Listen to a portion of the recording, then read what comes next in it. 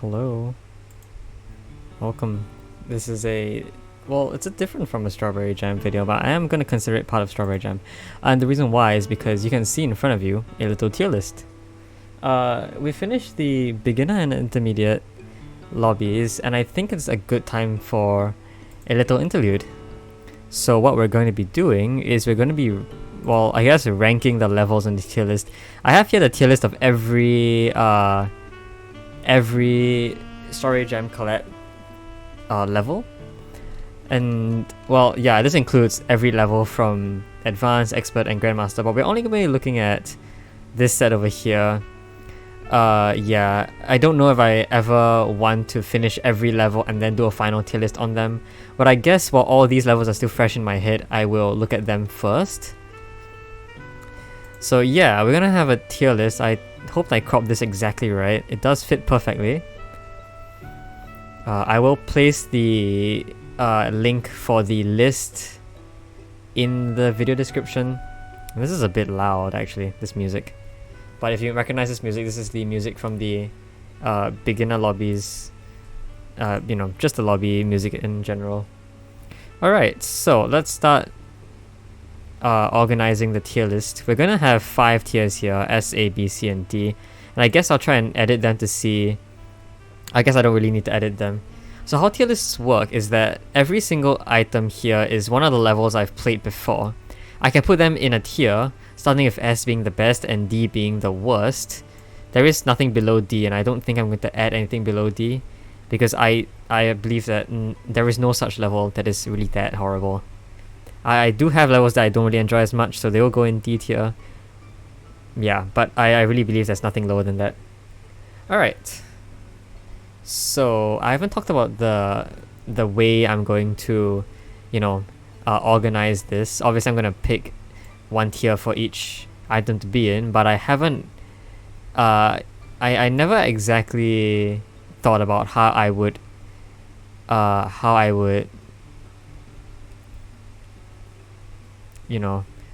figure out whether a map is good or not. In general, I'm going to talk about how enjoyable I found the map, but also how good the indication, decoration, and in general gameplay was. Yeah, so I guess just without further ado, I'm going to begin.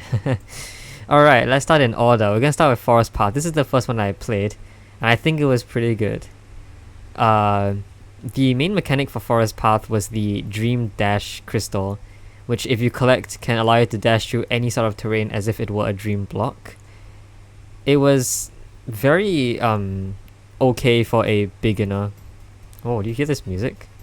I think this was from the Switch to Vista. We're not going to really talk about that right now. Forest Path. The gameplay was nice. It was very smooth. The reason there wasn't a lot of indication in that level, and I think that was fine because it was really easy. So you didn't really have to do much to figure out what you had to do. But in general, because you have that mechanic of being able to dash through anything you wanted, I feel like indication would have been nice to tell you where to go. And a lot of other levels here do in fact have indication. So it was good, but obviously it wasn't perfect, and it wasn't the most fun I've had before. I will put it into... It's either in A or B. Let's put it in A, just because it is a very good map for someone who has just started Strawberry Jam. Alright, next, Azure Caverns. This is one of the shorter maps. It involves double dashing and the zip blocks that kind of move towards a certain position and then stay there. This map was kind of short for me to do any real evaluation about it. I will put it handily in B tier though, just because it wasn't horrible, but I feel like it didn't really pop out a lot. Okay, next, Loopy Lagoon. Now this one this one was fun. This one was really cool. It had awesome theming, and although indication wasn't there, I'm pretty sure that's the point. They're not supposed to have indication. It wasn't very hard to see where it was though, and yeah, the music was also really nice. And in general, it was all very fun to go through. So there you go, first S tier. Next, Collapsing Skyline. Right, this level. I have a bone to pick with their lore where they put it. They put lore in random places, and then I really could not find it. I had to go watch a video to see where they all were, because I don't want to be dashing into random nooks and crannies every single time. Uh, yeah, in terms of gameplay itself though, it was okay. It didn't really do too much. And I guess because it is beginner level, it is supposed to be a lot milder. But, I wasn't really having a lot of fun with that. Same for a bunch of other things here as well. So I'm going to put it in C tier. C for collapsing. Nah, I'm joking. It's just because it's C tier. Alright, what now? Seeing is believing. That's the one where it was, I should probably explain what each of these are, right? Loopy Lagoon was that one that had these like square Fruit Loop type of blocks that bounced you around. Then Collapsing Skyline was this abandoned cityscape filled with spikes that got redder and redder as you progressed. And then they had like moving blocks that you use to traverse this cityscape here. Yeah, Seeing is Believing is at one level where the entire screen is black and you only have you either have the Battalion tell you what to do, or you play blindfolded with a friend that will instruct you instead. I never actually had the chance to play blindfolded with a friend, although I really want to. I played the single player version and I thought it was pretty fun. It was a pretty novel idea, and the instructions weren't horrible. So it's either an A or B for me. I want to say it's A just because the idea is really, really novel. I've never seen anything like that before in Celeste. So A, it's gonna go. Next, alright, this is not a complete title name. The complete title name of this level was If My Driveway Almost Did You In.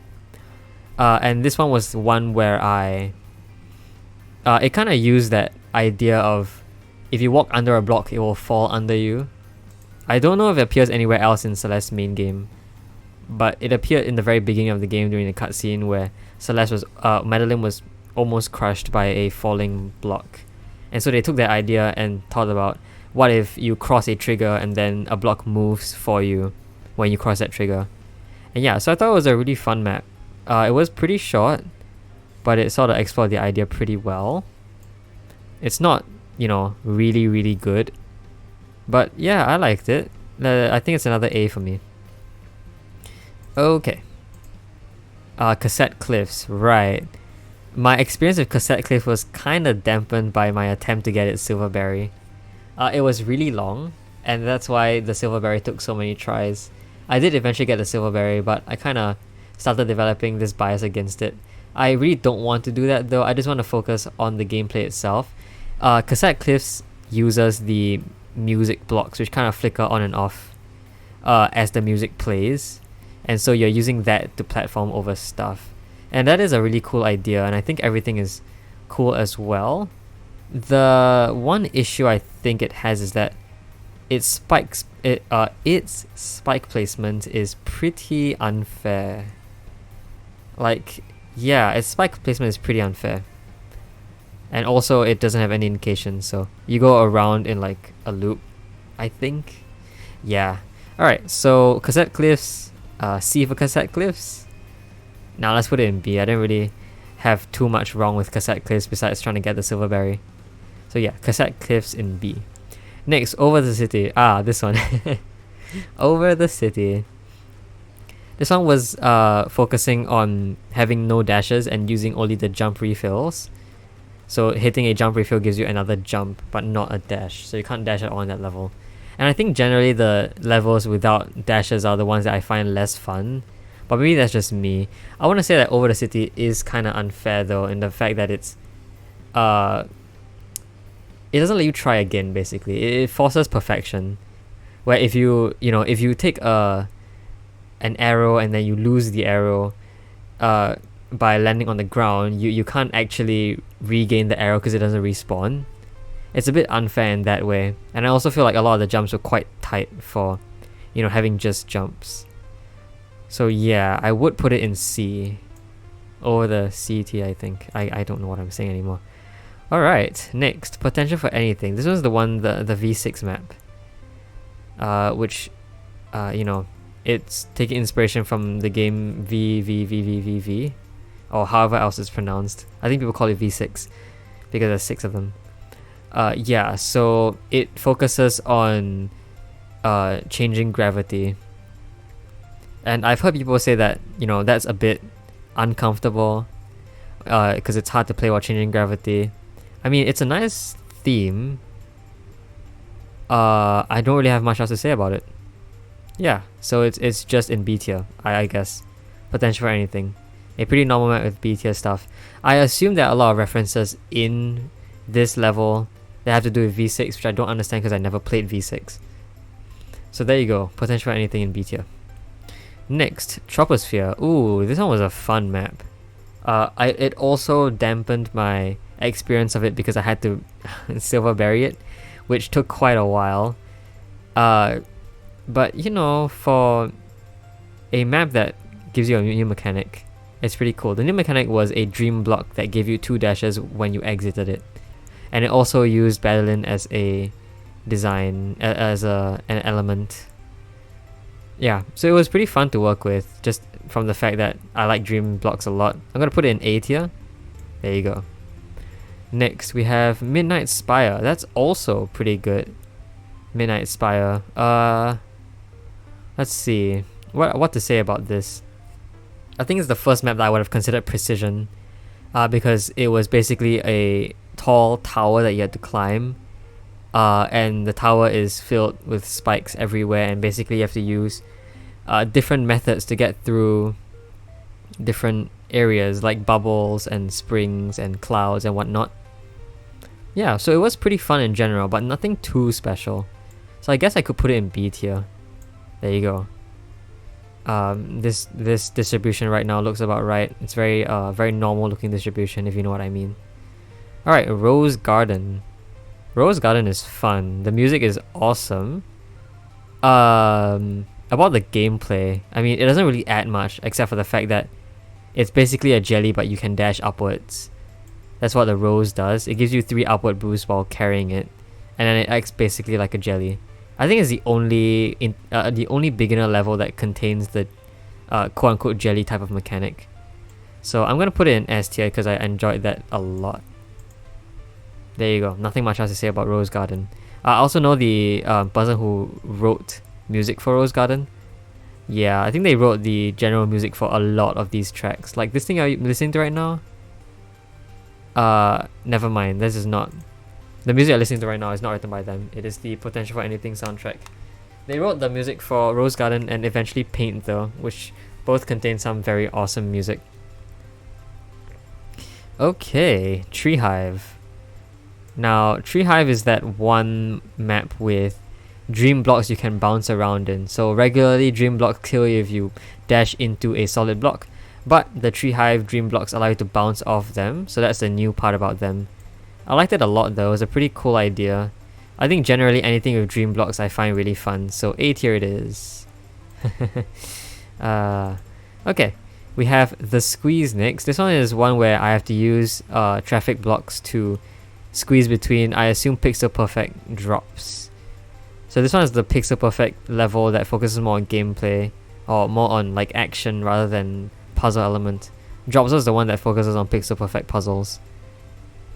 So the Squeeze, it's pretty fun, also pretty short. It's the easiest yellow map that I was able to silver berry. So yeah, it doesn't have much else to show for it. It is really just a showcase of how pixel perfect movements work. B tier. Paint. Now Paint is quite fun. It is also very long, and it is one of the few maps in the entirety of Strawberry Jam to feature a full-on story. Oh wow, perfect. The music you're listening to right now, that music is the music that is used in Paint. Its primary mechanics are lasers and pen nibs that fire in accordance to the music, as well as cassette blocks that move with the music as well. So yeah, I like the story for this. The story is about spoilers. It's about Madeline going along a walk to figure out how she's gonna do work. I think it's some lesson about procrastinating and stuff, about working on your projects. I thought in general it was pretty cool. It was very fun, and there was a general idea behind the entire story. So yeah, definitely probably an S tier level for me. There you go. Next, Soap. Right, Soap was the first red map I had to do. Gameplay wise, it was very smooth, very clean, which is also a pun I made before, because soap, you know, soap. So yeah, in general, the gameplay though, it was pretty hard to read because no indication whatsoever, plus a very cramped playing area. And moving blocks as well. Yeah, those moving blocks made things really hard to read as well. The main mechanic for Soap are bubbles and springs that don't refresh your dash. So after leaving the ground and dashing, you don't get a refresh until you get a dash refresh or until you hit the ground. So yeah, but nonetheless, I do think that because of how nice the gameplay feels, I would put it in A tier. Switch to Vista, also a pretty good map actually. It's the map that is how do I say this?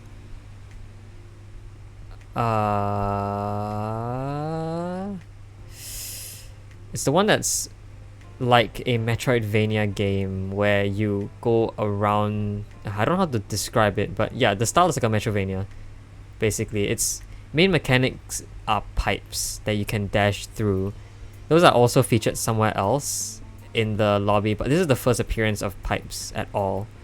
It also features switches which you can hit to toggle blocks on and off. So in general, it was very fun gameplay.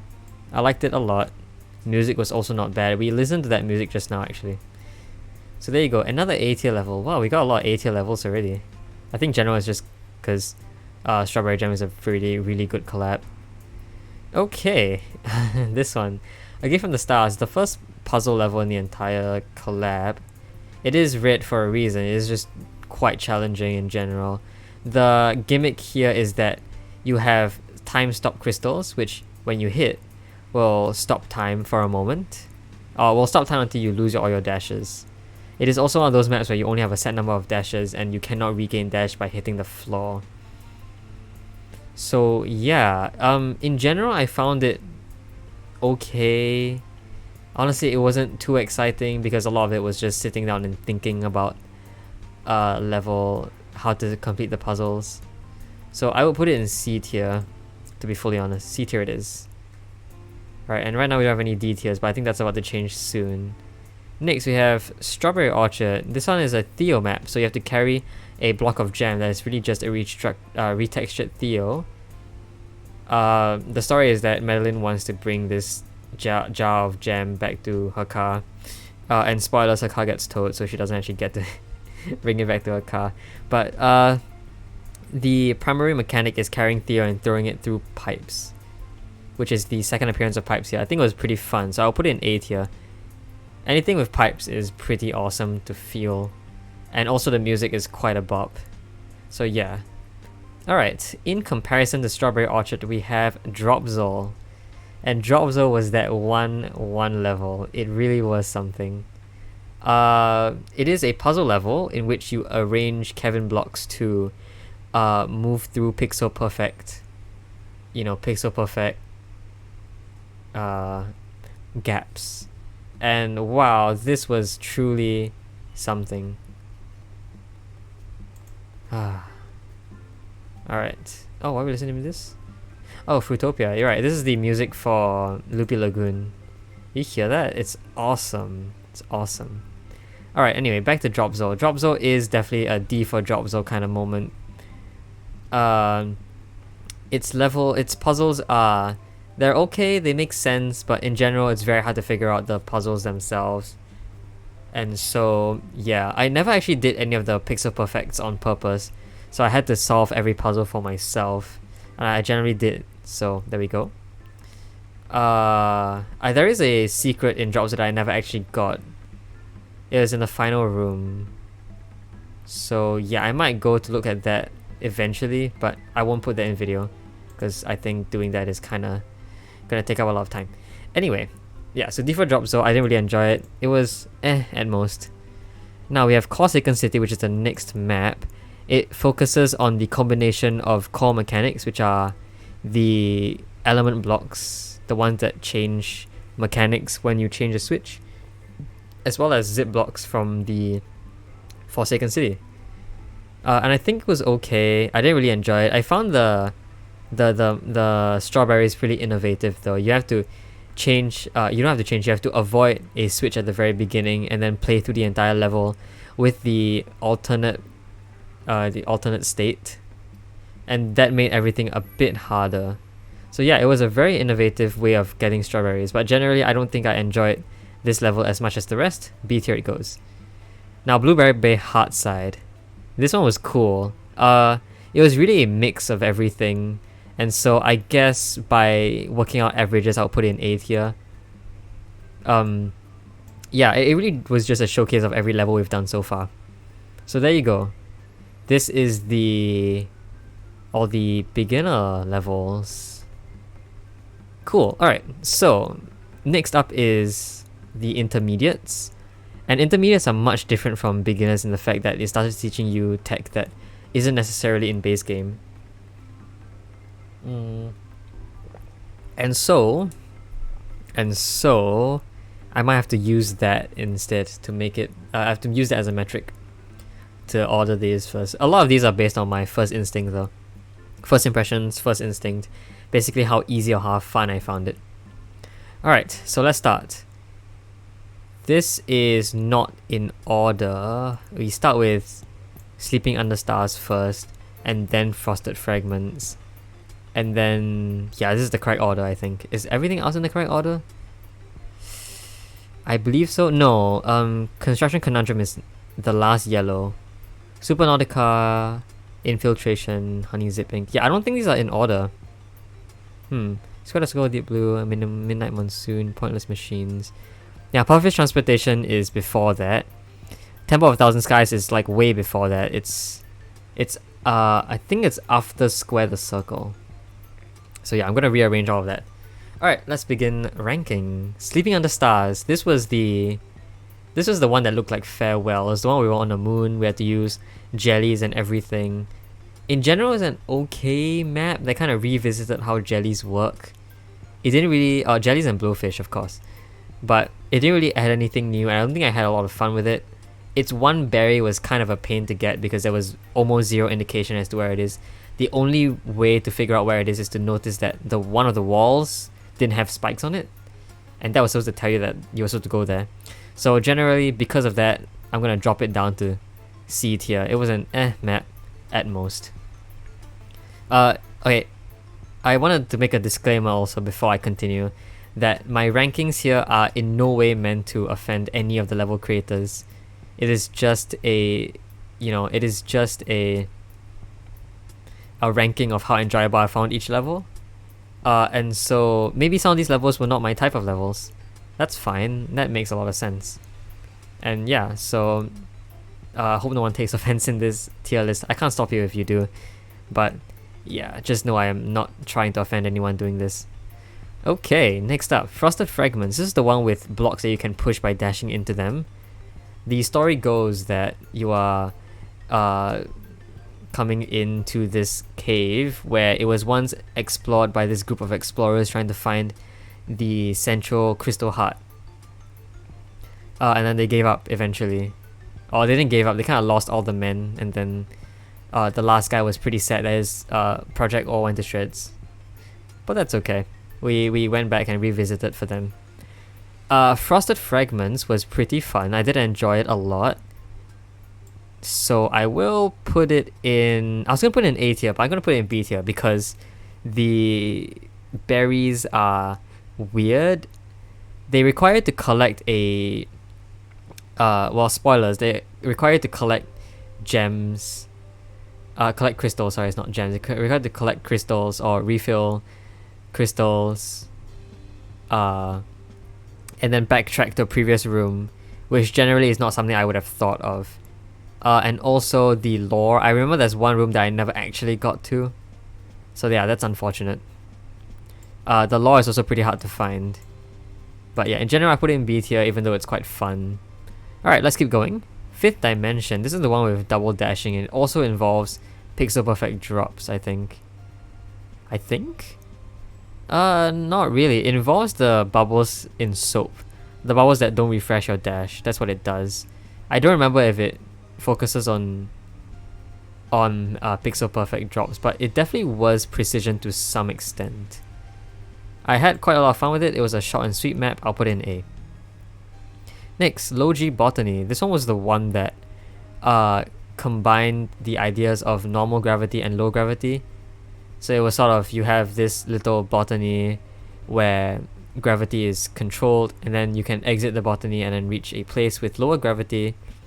And yeah, this was a pretty long map, but I had a lot of fun with this one, honestly. Like, a lot of fun. I'll put it in A tier for that reason.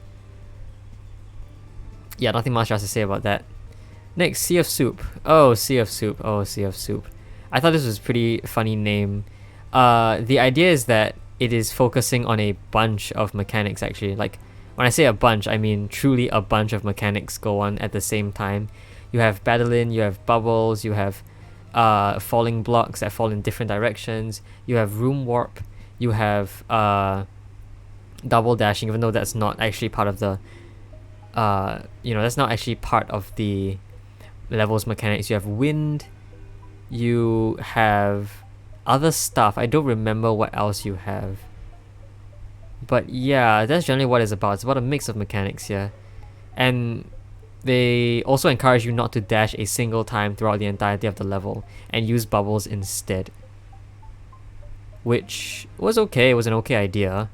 The berries were kind of meh to get.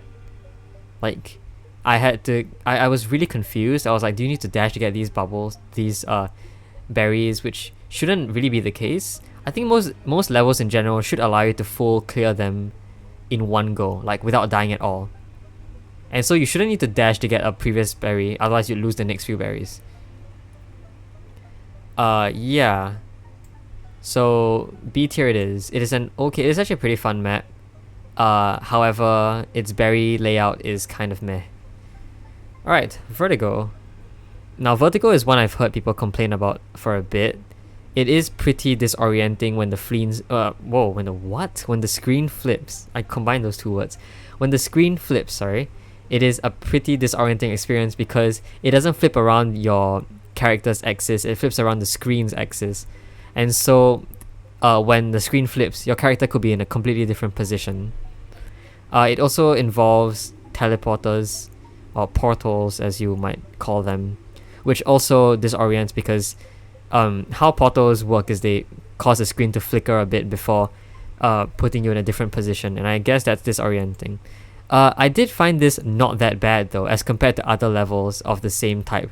Potential for Anything felt like the baby version of Vertigo, although I guess it's not really the baby version of Vertigo.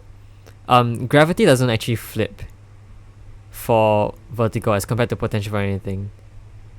So yeah, Vertigo is different in that aspect. I want to put it in A tier. Actually, I think I'll put it in A tier. Okay, what's next? Eat Girl. Yeah, this one was fun. This might be the first S tier intermediate. And that's because the main mechanic is you have to collect there's a room full of keys in certain positions, and you have to collect them by going around the room. But at the same time, there is also Badalins chasing you and trying to kill you, and that's why it's called Eat Girl, basically. They're trying to eat you or something.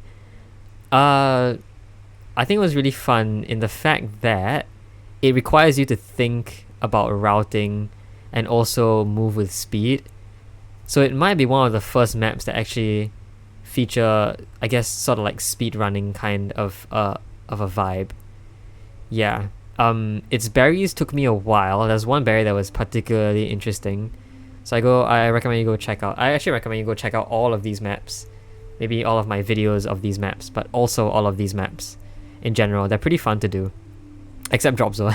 I don't know if you enjoy Drop Zone, but maybe you will. Maybe you will. It's really a map of some sort. Alright, so after Eat Girl is Honey Zip Inc. Right, this was also really fun. It is one of the other honey related or bee related levels where you have those zip lines where in real life you can hang on to them and zip down a long string. a long rope. This one takes that idea and turns it into a level element where it allows you to zip across a long distance or gain momentum using the zip line. Yeah, and so I thought it was pretty fun. I don't really remember much of it though. It wasn't too cool of a level, so I think I'll put it in A tier. Either that or an S tier, but I think A tier is okay for it. Next, infiltration. Right, this one was special. This infiltration's main mechanic is that whenever you collect a dash crystal, you gain a dash, but time also slows down. So it begins to feel a lot like an action movie where every time time slows down, you can make a precise move, like through spikes or something. And yeah, in general, the story is that you are trying to infiltrate a base, and that's why it's called infiltration. Its berries are also something. I really don't know about its berries. I feel like, yeah, there was okay indication for them, but I went on a wild goose chase when I saw a hidden room that turned off this time slowdown mechanic, and I thought that, well, maybe there was a berry that kind of showed up when you slowed down time.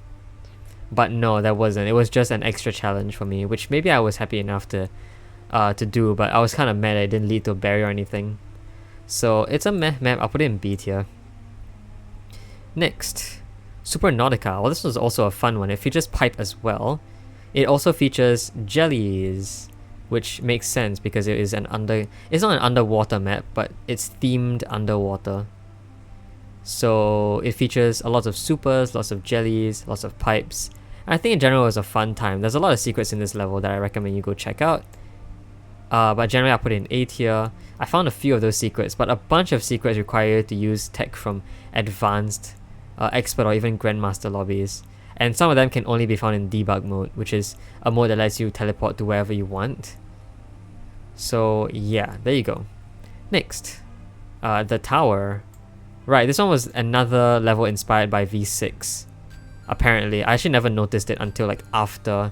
But in general, it requires you to scale a tall tower and features the icy core blocks, the ones that kind of fall and break apart after a while. It also involves a lot of mechanics or a lot of tech as to how you can climb those blocks while keeping them alive, or how you could climb those blocks faster to use them before they disappear. It was pretty fun, but it was quite short. The last room was a bit unfair, I think. Maybe it's just unfair to me, but B tier it is. Alright, next, Construction Conundrum. Ooh, this one was also an okay map. I don't think it was too amazing. It is one where the special mechanic is that dash crystals... what do dash crystals do? They cause your dash count to permanently change. So like collecting a double dash crystal gives you a double dash permanently. And it also works with extra jumps and extra jumps plus dashing. So yeah, it was pretty fun. The readability wise, it's kind of a little bit mean. And I guess because a lot of the blocks are moving around.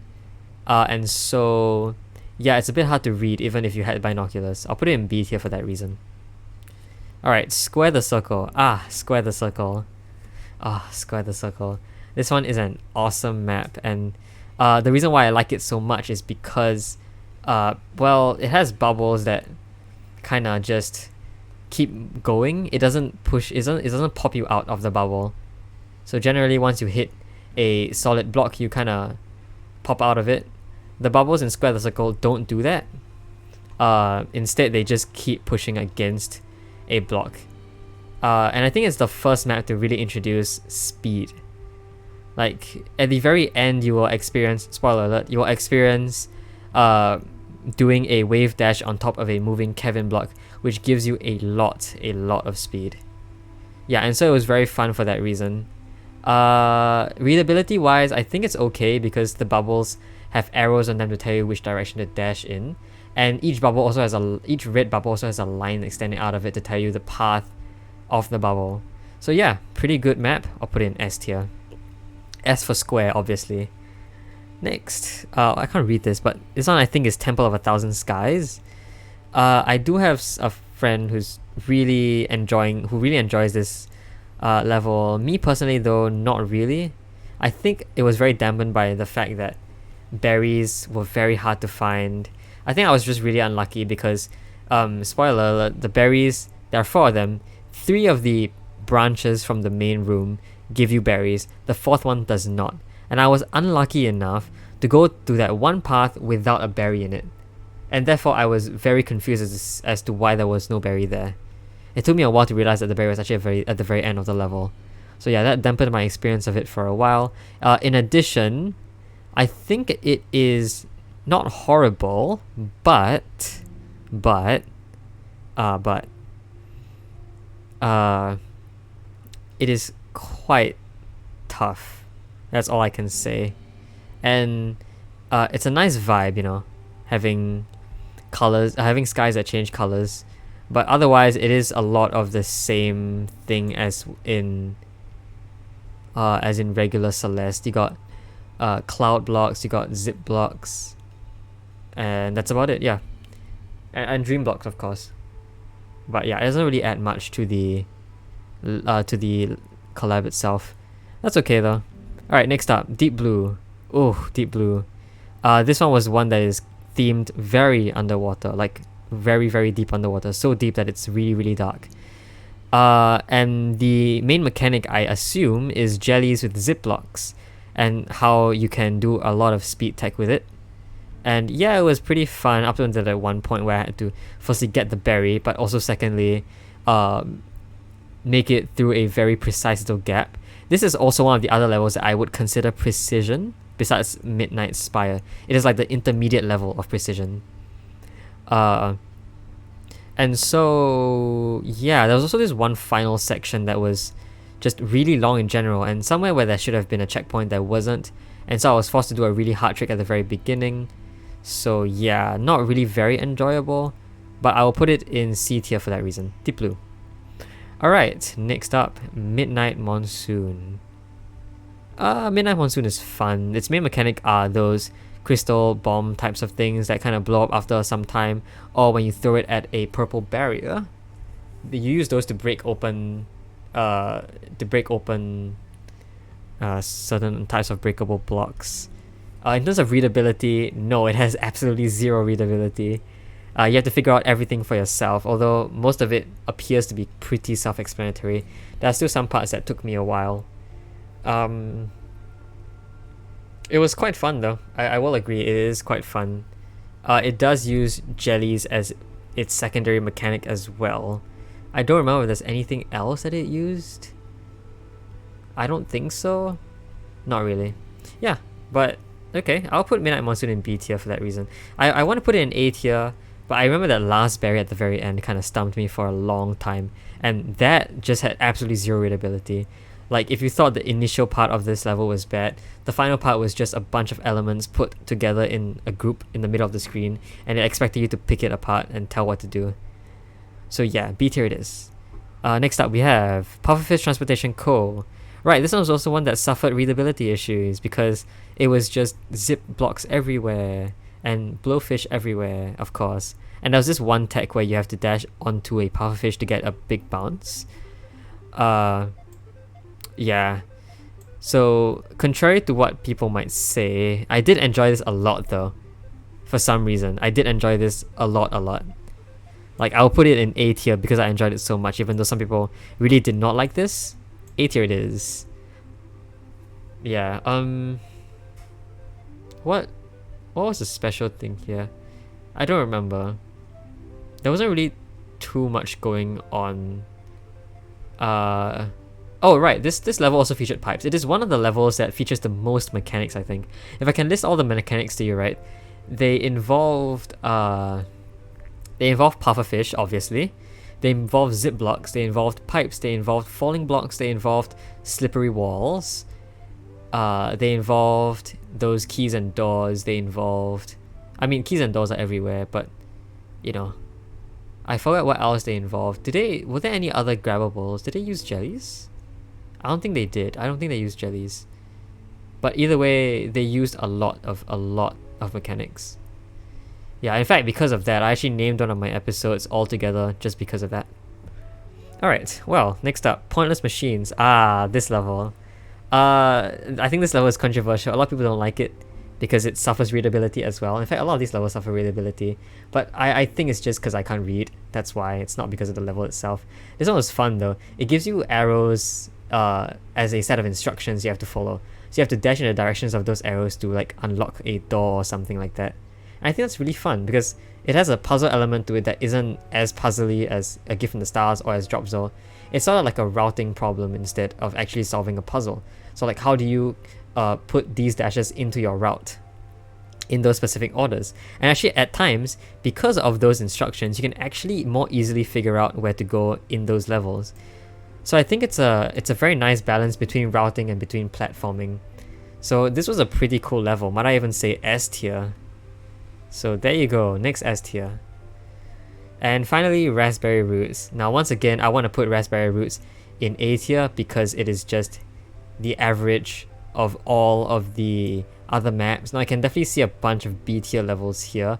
And in fact, I think B tiers actually outnumber A tier levels. But that's okay though, Raspberry Roots was good enough. It was very fun. So A tier it is. Didn't really have much to say about it, it's just a combination of everything else. So there you go. Here's a full tier list. Well, of all the levels I've done so far. Yeah, this D tier is reserved for Drop Zone, so I don't know why not I do something like this. That is so mean to the level. But unfortunately, there you go. Yay! Alright. So we have Drop Zone in its own tier list here. But alright, so this was fun. I have all of this here. I might put a PDF or a sort of kind of a link of it somewhere. But yeah, I'm gonna screenshot this. I'm gonna like download the image to put it in. So yeah, I hope you enjoyed this video. I hope you enjoyed my explanations. I hope you aren't too offended by my choices or by my rankings. Yeah, alright. I don't know, if you want to talk about some of these levels, you can put them down in the comments. I'll try to discuss and stuff. But yeah, I hope you enjoyed this video. I'll see you guys next time. Bye bye.